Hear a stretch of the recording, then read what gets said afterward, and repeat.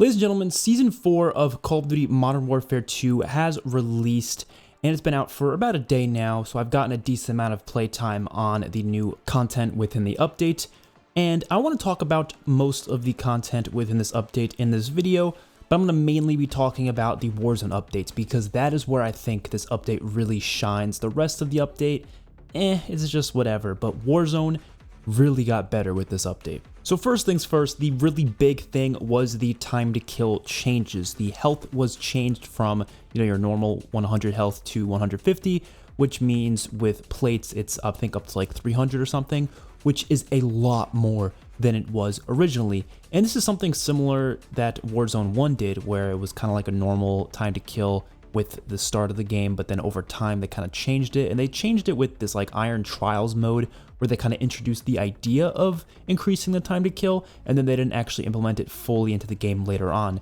But finally with Warzone 2, they decided to make this change with Season 4. I was hoping this would have been done seasons ago, maybe even like with the launch of the game, but for some reason they decided to wait a little bit, and I think it was just kind of to test the waters to see how people feel about the different time to kill values that they might start with.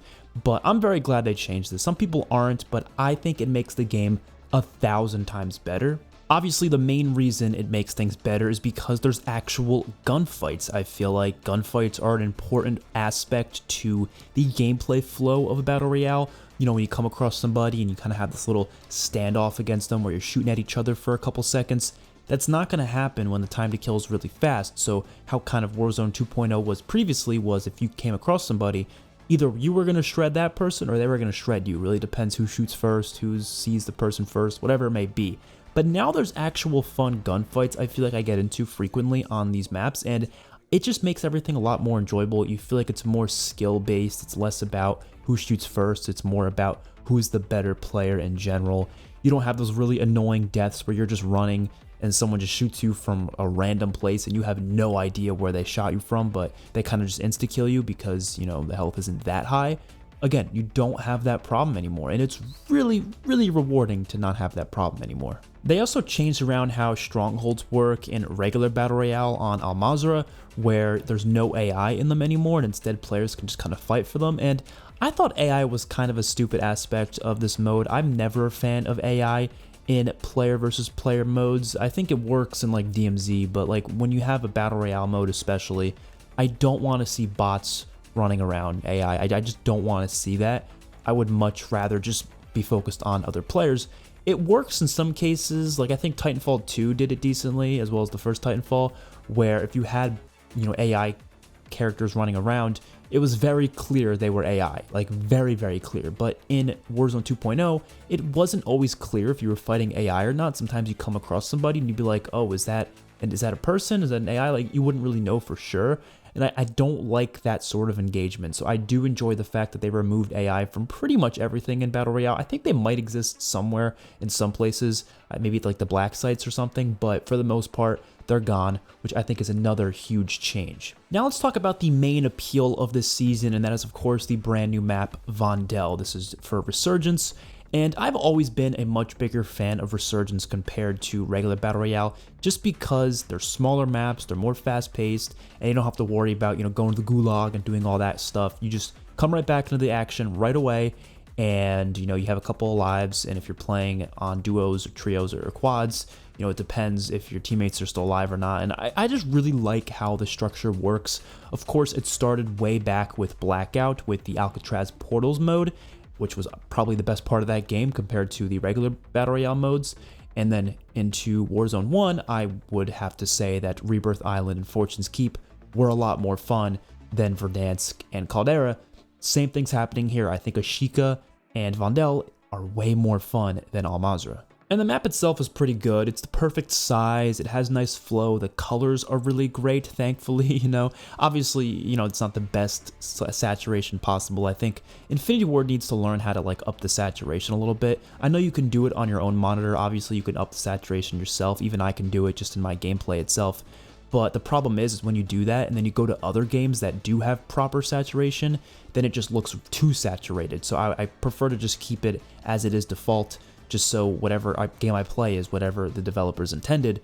I don't really like how Infinity Ward intends their games to usually look very gray. You know, I go to play Black Ops Cold War, it's really colorful, the colors really pop, but then you come here and it's like, you know, but Vondel definitely looks better than most maps they have, and I'm definitely happy with that. But the thing I like about it the most is the actual depth to a lot of the points of interest. I think it has some of the most fun points of interest we've ever seen on a Resurgence map, or even just Battle Royale in general for Call of Duty. You go to Stadium, you can go to Museum, there's the like castle, which has a really different aesthetic than any other place in the entire map. There's of course the university, there's like a graveyard. There's just a lot of interesting locations that I really enjoy. There's not really many locations that exist from like other Call of Duties in terms of like multiplayer maps or zombies maps. I kind of wish they'd do more of that. They did that obviously for Al Mazrah for a couple of the points of interest, but I want to see more locations from other stuff being reused as assets in these maps. I know people always freak out with the reuse assets, but using it as points of interest I think works perfectly fine, because it kind of just, it's cool. It brings back the nostalgia of like, oh, this is that location I used to play on back in the day.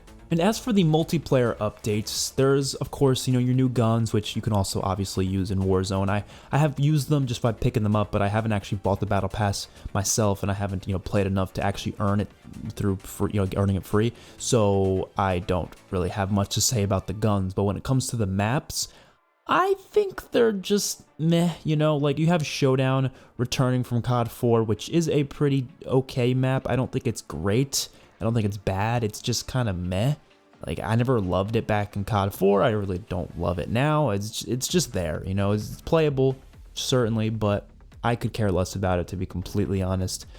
And then, of course, you have this other map, which, honestly, forget the name of it, but it's a location from Vondel put into multiplayer, and I don't love it. I don't hate it either. Just like Showdown, I'm just kind of indifferent on it. I think it could be fun some matches, and other matches I don't like it. It's really hard to tell with this game, because I feel like the spawn system is so bad on every map, so it's hard to tell if it's the map that's bad or if it's just the spawns that are really bad and are just kind of ruining the flow of the match. It happens a lot of the time, but like I said, I don't really think it's the map's fault. I think if you had this map in like any other Call of Duty with a good spawn system, I really wouldn't be complaining. And then of course there's DMZ, which there's some updates to DMZ. I don't really stay too focused with DMZ. I played like a couple matches on the new Warzone map Vondel, which was included in DMZ, and it's decently fun. Like, I don't think DMZ is the greatest thing ever, like some people seem to really love it, which I'm very happy they're loving it. That's really good for them. Personally, for me, it's really not something I found that much interest in. I would much rather be playing a zombies mode as the third co-op mode for the game, which I guess this isn't really the replacement for zombies. This kind of feels more attached to Warzone than anything. I guess Spec Ops is really the replacement, but regardless, it's a mode I play every now and then, but I don't really have that much of an attachment to. It's decently fun, especially when you have a team that's all using the proximity chat, and like the enemies are using proximity chat as well. It can be kind of fun having certain situations like that and trying to extract with whatever you pick up. And I only really play it to get certain special items, like back when the game was first out. I think it was around season 1 where they introduced the M13, and there was that like DMZ mission to get the M13. That's like one of the most fun times I ever had on DMZ. So stuff like that is usually when it's fun, but other than that, it's just kind of meh. I don't know. Nothing too special. All in all, I think this is definitely the best season that Modern Warfare 2 has had thus far. Obviously because of the Warzone updates. If it wasn't for the Warzone updates, it would be pretty much on par with the other 3 seasons. It is a little weird though. This season is supposed to be a lot shorter than the other ones. It's only 47 days long. So that means it's going to be ending around August 2nd or August 3rd. And some people were speculating, like, why is it so much shorter? And my guess, I have 2 guesses. One, that they're trying to coincide the Season 5 reveal with, or the Season 5 release with the reveal of Modern Warfare 3, because Modern Warfare 3's reveal was rumored to be early August, around August 2nd or August 3rd. So if they're trying to coincide those things, obviously they would want to make the season a bit shorter to make sure that the Season 5 release is the same day, or at least the day after, day before, whatever, as the reveal for Modern Warfare 3. But this also could mean that they're going to try to squeeze in a Season 6. I hope that's not the case, because, I mean, you're just going to make the seasons way too short, and I don't think that makes for good battle pass content, because if people know they have to try to stuff that 100 tier battle pass in through less time, they're probably less likely to buy those battle passes. I know for myself, I actually was debating on getting the Season 4 battle pass because I'm really liking Warzone, so I was like, oh, maybe I'll get it for the Warzone stuff. But it's only 47 days, and they're like 60 or 70 days. They're a bit longer.